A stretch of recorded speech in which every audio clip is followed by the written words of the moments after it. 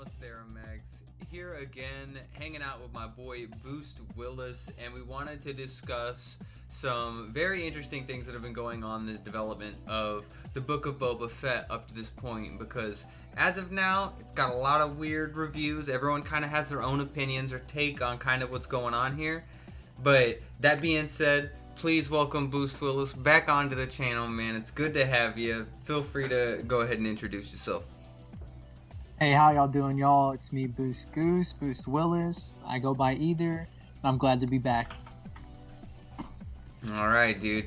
So let's just get straight into it, man. What, like, the Book of Boba Fett so far has been like a giant mixed bag of baggage, and like, what are you thinking on this newest episode specifically? Because I feel like this one is either your defining moment for him, or it's kind of like, I'm done with this from here on out. Yeah, that's kind of what I'm getting at. To be honest, a big change from everybody, I believe, is that we've always led to believe and seen Boba Fett as this big bad gunslinger and all. You know, doesn't take anything from anybody. He's the number one hotshot and all that, right? Yeah. And then for us to kind of see him drastically ebb and flow into a different character in a way, in a different sense of light, you know, is a very hard take for a lot of people. Well, yeah, I mean, he was a quiet dude who just kind of hung out in the background and kicked everyone's ass, and we're not getting everyone else's perspective of that dude anymore, and that's very like disheartening for like big fans who were expecting like a Boba Fett series and it to be nothing but that, you know. Mm-hmm. Like, that's what they wanted, and that's not necessarily what's being delivered.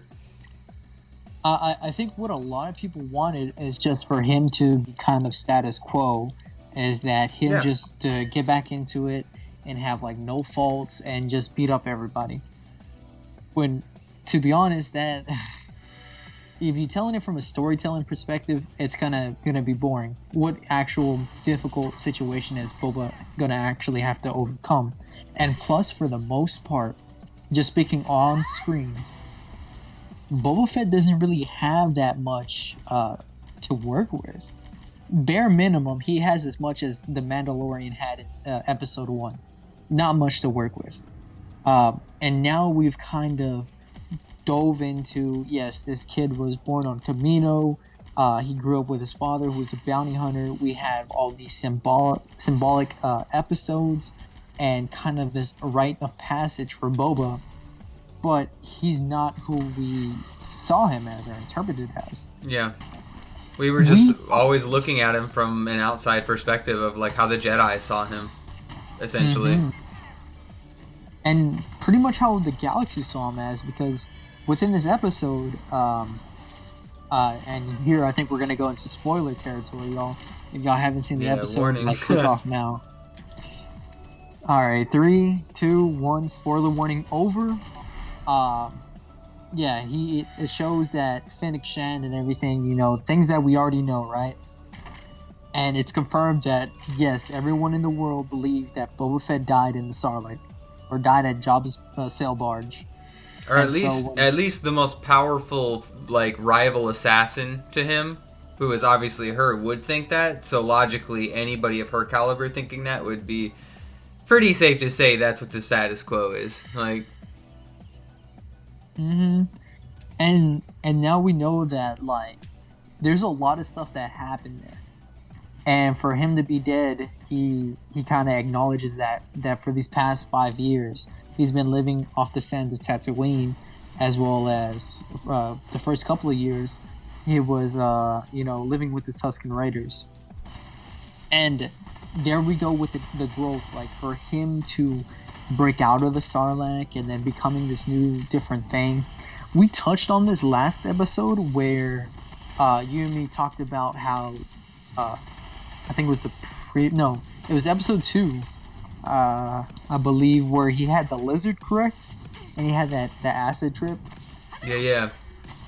And you and me saw it as like either Boba Fett's like breaking off into like a different person, like his bounty hunter persona, and then he's like Boba Fett under the armor. You know, kind of like two different people, but in the same body. He's fighting with himself, debating on essentially what does he want to be from now on, because much, especially as we've seen in this episode, he's kind of looking not down, but he kind of feels bad for everyone who's just kind of being used. I mean, look at the way he treated the Wookiee, like specifically. Mm-hmm. Yeah, from what we've seen in the show and everything that's been happening right now, he's tired of just taking orders from other people, because taking orders is what kind of got him almost killed. And his dad killed. Mm-hmm. And he's just at a point where he's like, I'm done taking orders from people. Now I'm taking in charge. Now I'm going to be doing things. But in the same sense, it's like, is he just going to be the same people that he gave orders to? Or people gave orders to him? Yeah. Is he just going to replace the status quo as another person? And that's kind of what I feel like the show's alluding to, or like the testament it's going to. Because we see him trying to rule with respect, but nobody's out there respecting him. Chrysanthemum, you know, just recently within this episode, he looks at Boba, and Boba's like, "You want a job, mate?" And literally gets hired on the spot. And now, with the end of the episode as well, I know we've jumped around quite a lot. There's a lot to discuss, but all that respect's going to be tested right now, because he's about to go to war. Yeah. We're going to see how neutral those guys get. Yeah. Exactly. There's a lot of growth to see there, as well as how he got the fire spray and all these other things. But so far, it's a long way up, in my opinion. Like, what do you think for them creating Boba Fett out of scratch? Well, like, I like aspects of what they're doing, but like, it's obvious that it's not being received very well, and it's because it's such a dynamic change to his character. I think it's a cool idea, but the execution is kind of like not as good as it should have been, especially considering this is like fucking Star Wars, dude. Mm-hmm. You know, so I don't know. I really hope, especially after this last episode, things seem to be like they're turning in a direction that's a little bit more of what I want out of this show in general. Mm-hmm. Yeah, I really hope this is a turning point, and where we're not necessarily seeing as many flashbacks. We're not catching up. Yeah, like all the questions that we want answered, for the most part, I feel have been answered.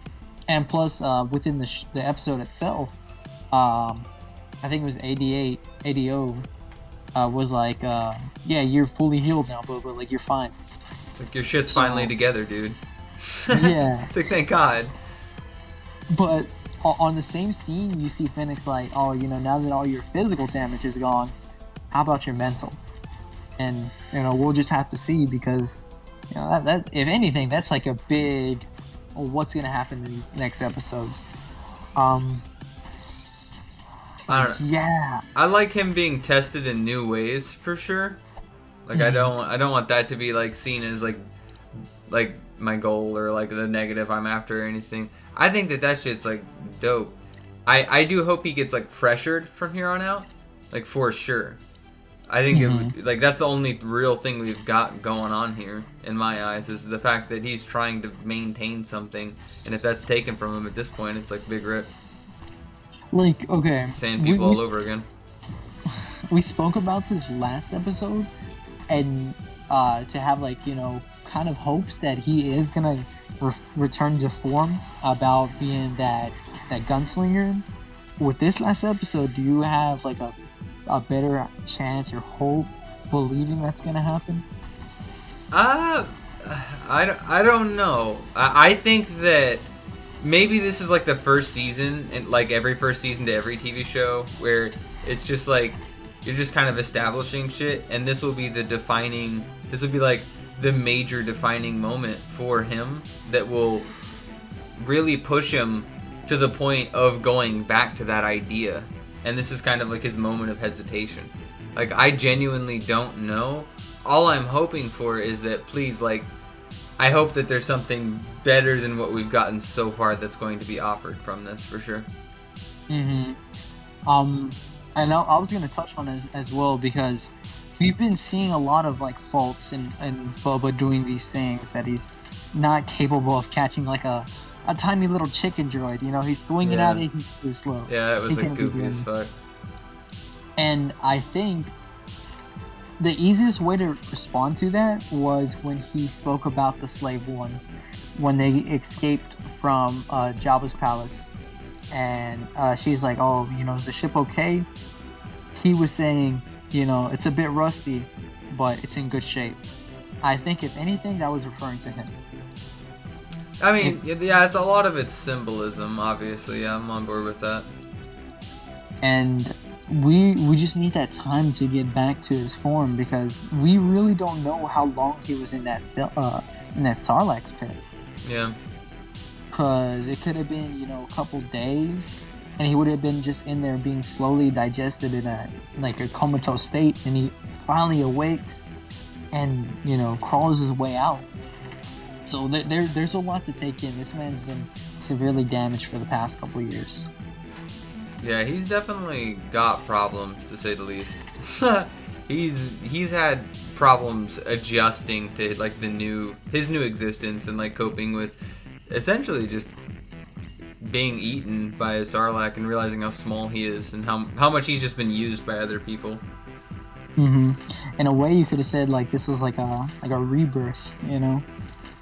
Yeah, for sure. I think this is definitely a rebirth of his character, especially with, like, the interpretation we're being given. Did you see? Trying to remember what I wrote down from my notes. Did you see how they dealt with the Sarlacc pit, though? So that's really interesting. I think if it was as simple as dropping, like, a seismic charge in one of those things, that they'd all have been dead a long ass time ago. You're telling me the Hutts don't have access to that level of technology? Like, yeah. The thing is, they used it to, like, feed, you know, people. Like, Jabba would always come over there and be like, "Oh, I'm gonna feed you to the Sarlacc pit."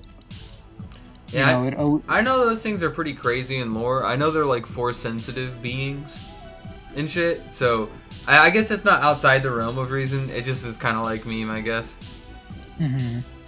Yeah, I was expecting him to just show up and shoot it, but instead, like, he was looking for his armor, which I'm like, okay, maybe he was still kind of, you know how you're waking up and you're not really all the way there sometimes? Yeah. That's what I'm thinking happened when he got out of the pit, where he's like, he's there, but he's not necessarily there. And that's why when he got dragged away and everything, he's still feeling the pain and all that. So he doesn't really know that his armor got taken by Jawas. Yeah, he was fucked up. He doesn't remember that. Like, that whole time for him was literally just a blur in my eyes, yeah. And I'm glad they cleared that up, because, you know, we saw him doing all these things.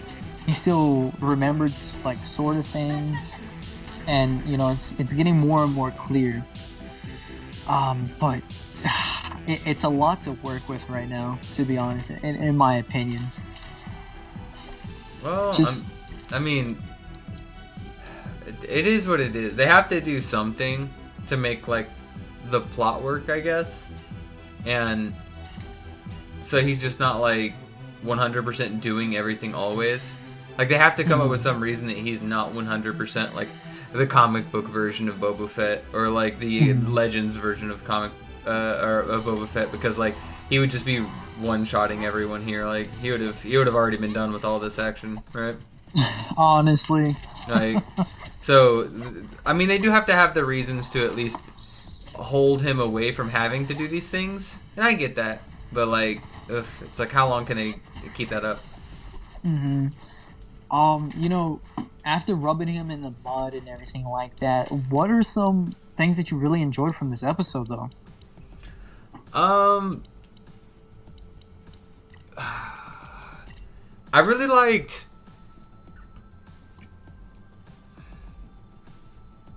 I like the intrigue and where the story is going. Like, they set up the story they were pitching to us in the trailer in this episode.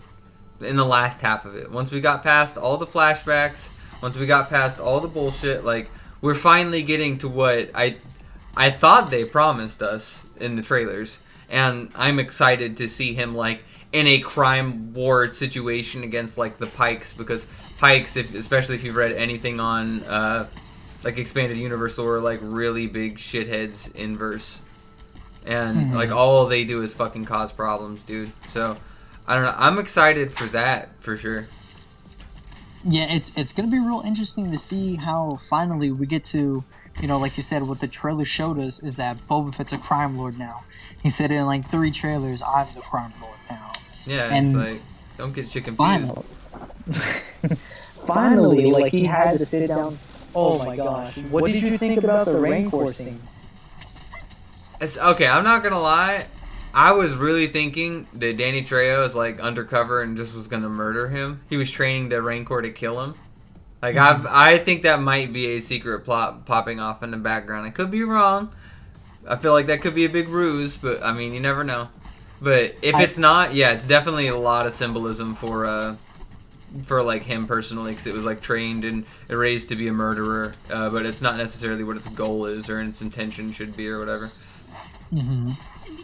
If anything, I think it's just gonna be the thing that where it was alluded to that he's like, I want to ride the Rancor. Yeah, we're gonna see that shit at some point. Yeah, just him going, like, ham on some Pikes, the Rancor eating people while he's up there just, like, blasting at folks. I think that's what's gonna happen. It's gonna be interesting because I think that's kind of getting away from his, you know, he wants to roll with respect when he's riding the Rancor with fear, you know? Yeah.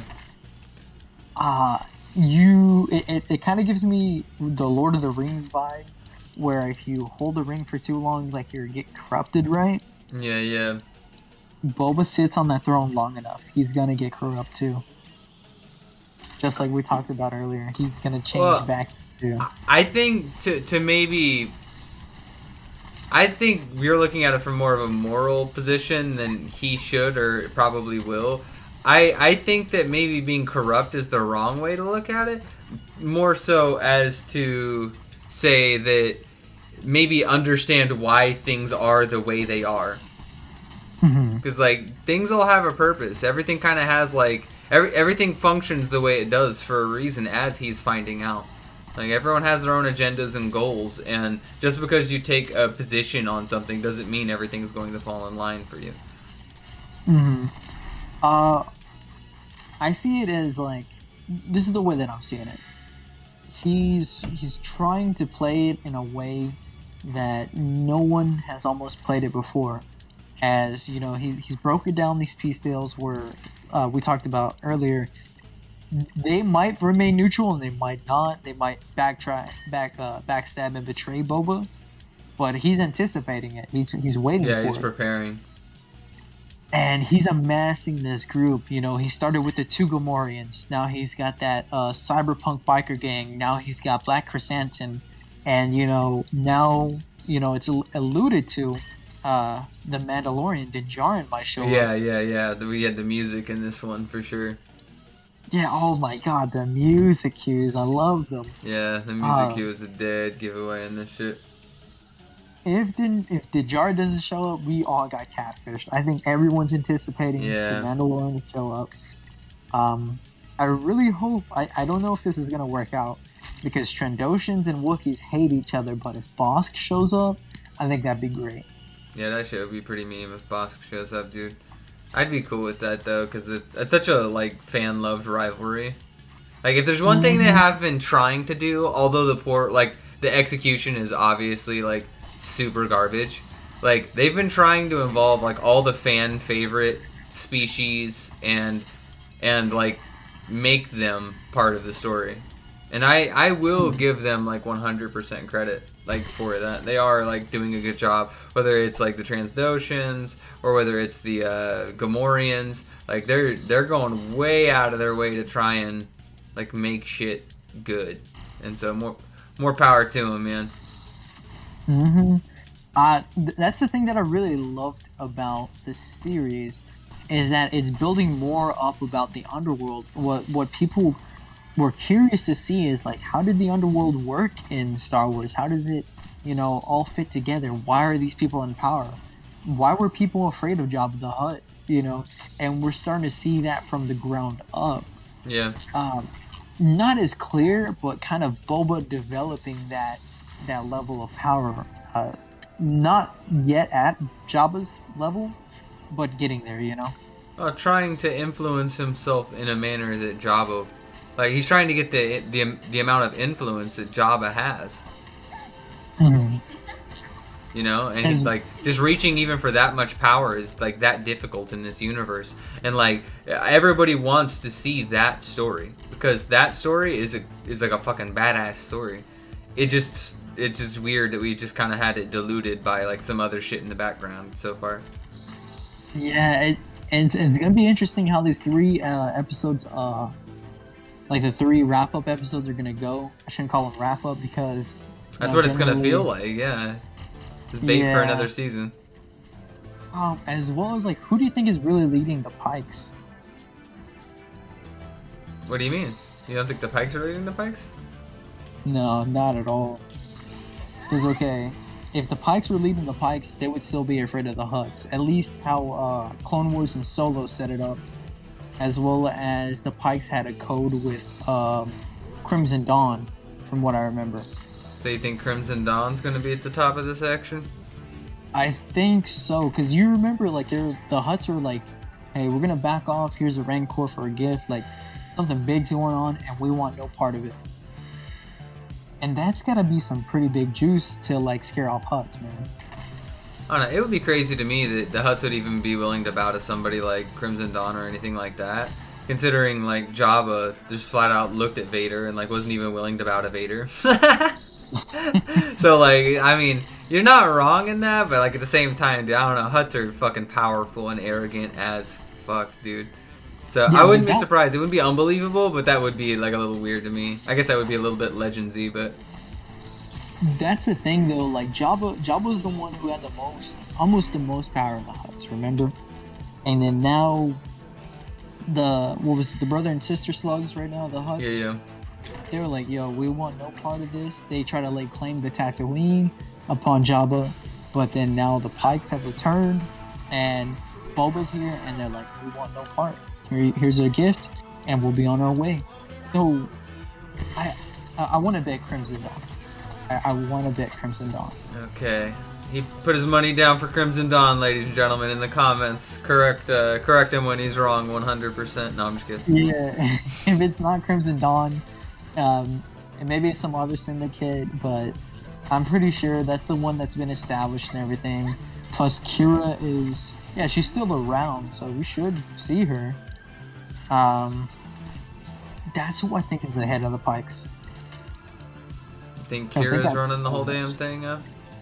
I think Kira might. Because she's still around. She's still alive anyways, too, in the comics. She just had she got her own solo series now, The Crimson Reign. Plus, she actually runs the crime syndicate, and she actually made a big impact within the world. She was the one who got Solo from Boba Fett in War of the Bounty Hunters. Damn. Yeah. So who knows? She might turn out to be more relevant than I had anticipated. Yeah, she should have some juice. That's all I'm really saying. As well as with the sound of the Mandalorian playing. Where do you think they're actually going to go? Do you think it's going to go to Mandalore? Is that where he wound up at the end of that at the end of the Mandalorian? Did he go specifically to Mandalore? I think he did because he became Mandalore, like he's the ruler. Okay. If that's the case, he goes there and pulls in a bunch of Mandalorians. That should be pretty wacky, considering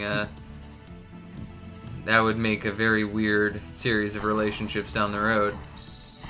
Tatooine, Mandalore alliance. Think about that. But that would be wild. But yeah, I don't know. I wouldn't be opposed to it or anything. It's just different, obviously. Yeah, because he needs an army. Like, they're severely outgunned, outmanned.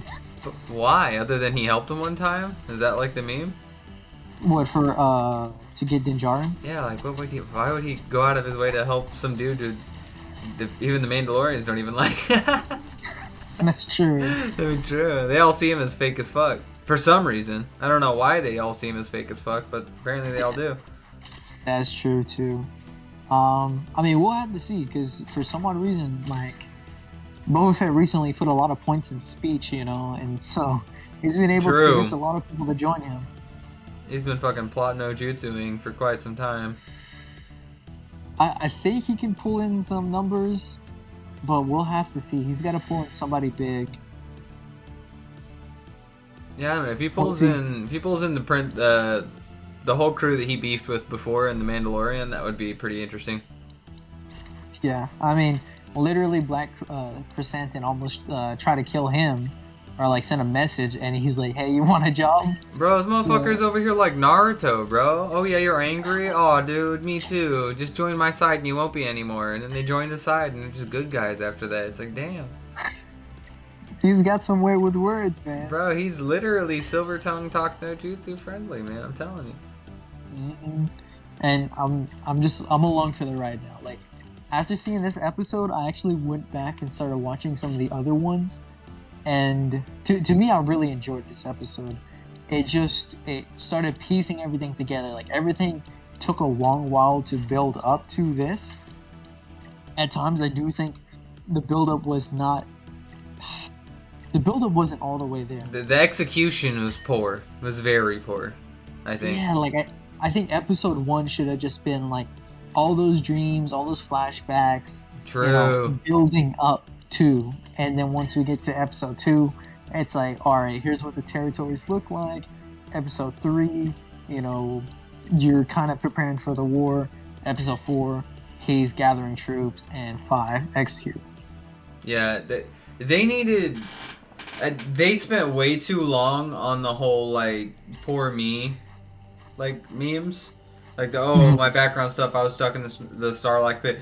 And, like, it's cool to get that character development, but, like, the problem is no one cares. And, yeah, now that we're past that shit, I expect this to be fucking lit. I think this will go real fucking well.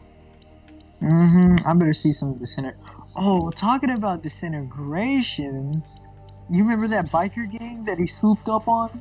Yeah. He just obliterated them all back in the Slave 1. Oh. They don't call it the Slave 1 anymore. Oh, yeah, it's the fire spray. Memes aside, like, dude, that shit was fucking lit. I didn't expect it to be that brutal, but yeah, it was. It was. They went pretty hard on that. That was, like, classic Boba Fett shit. Like, I'll admit that. He doesn't, like, it really makes sense right there. And, like, it's starting to make sense why Darth Vader specifically went to him and told him no disintegrations. Because when Boba went to get revenge, he literally destroyed Boba don't like you, he just fucking kills you, okay? It's not even a doubt. No doubt those guys got obliterated. And then he shot the little, the missile at him. I was like, jeez, Boba. What was I gonna say? Do you remember episode 2 Attack of the Clones from, like, way back when? Yeah. Of course. Okay, you remember that it had 2 seats in the cockpit of the Slave 1, right? Yes. Okay, so this might be, you know, I might be looking into it too much, but in Empire Strikes Back, it was a 1-seater, the Slave 1. As well as in The Mandalorian, in the cockpit of the Slave 1, it was a 1-seater as well. But here right now, when he goes to get the Slave 1, it's a 2-seater, just like he had in Attack of the Clones. Yeah, he must. That is a pretty big inconsistency whenever it comes to the design. But like, I like everything on how like that shit was executed. Like, I'll admit that I don't have any problems with like any of the scenes involved with that. Obviously, I don't like inconsistencies, but I don't think that was by any means like the biggest problem with what was going on here. No, it just made me think because it was giving me flashbacks to when he shot at Kenobi on Yeah. That's what it reminded me of. That's why I was like, the 2 seats just reminds me of when he was that little kid, Boba, and his father Jango was, like, you know, fighting Kadobster. That's just what the 2 seats reminded me of. As well as Do you think that he kind of lost flying skill when he was trying to get the slave one out? I think he was just in a difficult situation, and that's 100% fair, dude. You gotta remember, he was stuck in there for like I don't remember how long it was, but a pretty good amount of time.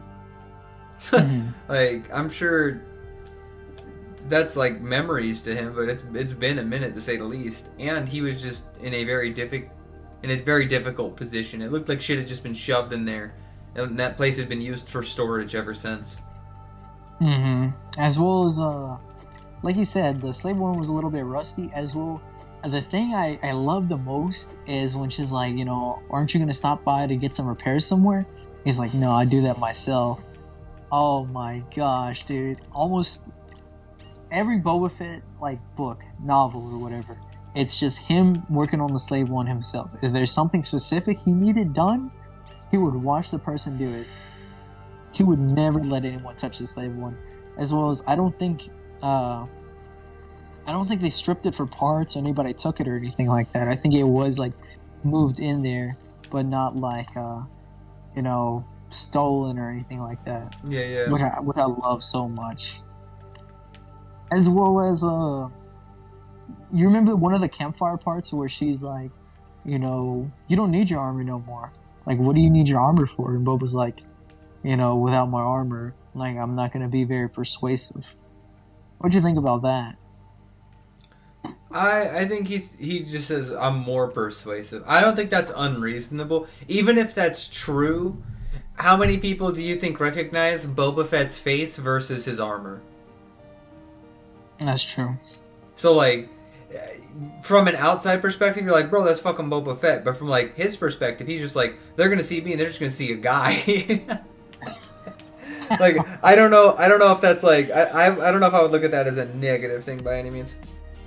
Well, I was thinking of it like, probably, because I remember we talked about this, how everybody knows him as the Mandalorian in green, as the Boba Fett, the feared bounty hunter and everything like that. It would be scary as shit. Like, if I was Bib Fortuna, right, and I know that Boba Fett died in a Sarlacc pit, and then here comes Boba Fett, armor and all, coming downstairs to kill me. That's scary as shit, I think. Yeah, I mean, once he's got his armor on, you know that shit's gonna happen, yeah. Mm-hmm. And for him looking for that armor, I think it was just more of, I want to say it's symbolism. I mean, it definitely could be, yeah. Of him just, like, piecing together back himself, like, okay, he's got the slave one. Now he's gonna go get the armor. And now it's been confirmed that it's not Durasteel or anything like that. That his armor is Beskar. It's straight fucking Beskar. And that is fucking amazing. If anything, that just puts like icing on the cake for this episode. That was a really nice reveal, because there were so many fucking haters who were just like, nuh-uh. They basically were using the whole scan argument, like, well, we don't have a scan of, like, in canon them saying that. And it's like, well, damn, we got it now. His armor is Beskar. It tied up a lot of things for me nicely, added in hints in there, as well as destroying the Sarlacc with the seismic charge. Amazing, loved it. I'm just really excited to see how this war is gonna go. Is Din Djarin gonna join? Who's actually gonna join? Maybe Dengar, Boss, handful of other people. He's amassing this army. He has a group. He has a Rancor. He has all these different things. Now I just want to see what he does with the puzzle. I just want to see him playing like 4D chess or something like that, you know? I really wonder if he's just gonna create an army of like mercenaries. Like who are literally, or like all former assassins or bounty hunters or whatever you want to call it. Like, I wonder if he's literally going to put together a whole coalition of people who are just like him, who are so tired of just the universe working against them, you know? Like, all the scumfucks in the universe kind of screwing them over. Even though they were only ever out to do jobs and shit, like, all they ever did was kind of get fucked over by the people who was paying them. Yeah, he talked about that, like, how many times did you get sent on a job where they weren't expecting you to come back? And she was like, yep. And it's cool to finally see, because Fennec didn't really have that much, like, she didn't really have that much say in a lot of the stuff in the show so far. She's like hints and pieces there, even though it's supposed to be like a two-man team, right?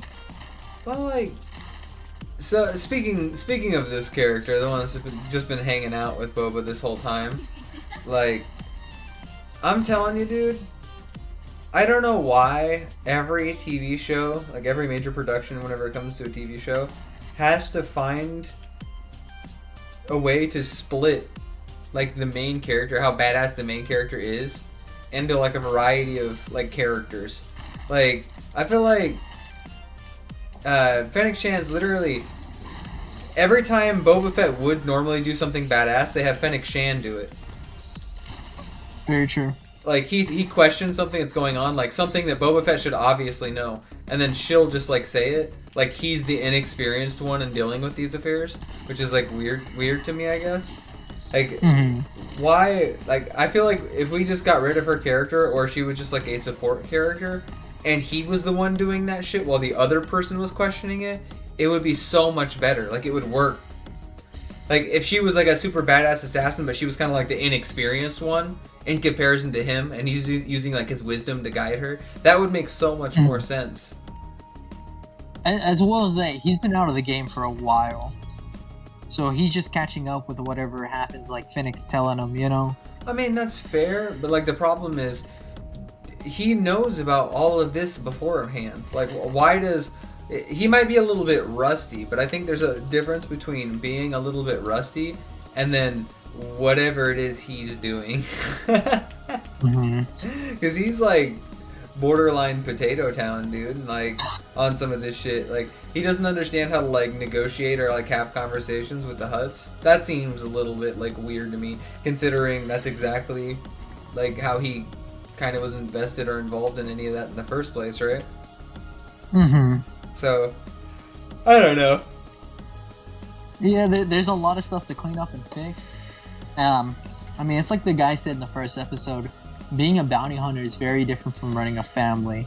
And Boba Fett's trying to do that, trying to run a family. And it'll be interesting to see what he does, especially once the show is over and we have the final episode. What is really going to be our say-so, like, overall about the show, you know? Yeah. I'm definitely curious to see how they're going to end this. I really hope the next few episodes are really good, because up to now, like, I feel like this is definitely a turning around point, but I'm not as jazzed as I feel like I should be about a Boba Fett solo series, at least as of yet. Same. Any finishing comments, remarks, things you want to talk about? I don't know, man. I really hope that they keep up the energy they had in this last episode, like I said, and just really drive home maybe him making actions that demonstrate how badass he is, and rely on other people a little bit less whenever it comes to demonstrating how badass he is. But yeah. I feel that. If anything, I feel that this might sound a little bit blasphemous, but I feel that the Boba Fett show should have been started on and should have been the first Star Wars show instead of Mandalorian. True. I think because a lot of stuff is just like, we can't do it without just directly correlating to the Mandalorian, I feel. Yeah, so much of the origin of everything to do with this is tied into it. Yeah. I like a shared universe, but I don't like a strangled universe. You know? But yeah, that's really all I had to say. Rating for the episode? This one, for episode 3, I'll do a solid 7 out of 10. I feel like that's pretty good. For me, because we're on episode 4. For episode 4... Or 4, yeah, 4. I might have to go... I wanted to say 8. I really enjoyed it. There was a lot of issues, a lot of things to overcome, but I think for me, it's just the beginning of the end. Like, the beginning of all this bad stuff that happened to Fett, Now we're looking towards the future. Now we're done with the flashbacks. Now we're in the present. It's all we have to worry about now. True. Let's finally be done with all the silly extra bullshit. Well, yeah. I'm saying that was the Book of Boba Fett for us. All right. Well, hey, it's been a blast talking about it, man. Obviously, we both have our general thoughts. Hold on. What was the number you gave? What was your ranking? I said 7 out of 10. 8 out of 10. 8 out of 10? Yeah. Okay. All right. Well, hey, it's been both Lumos, Theromax, and Boost Willis. Boost, you got any final words, bro? Not really. I appreciate it, though. Well, hell yeah, man. If that's the case, be sure to check out the coffee shop content creators down below and check out the next episode, hopefully coming out next week when the next episode drops. And we'll see you next time, Lanterns. Later. Take care, y'all.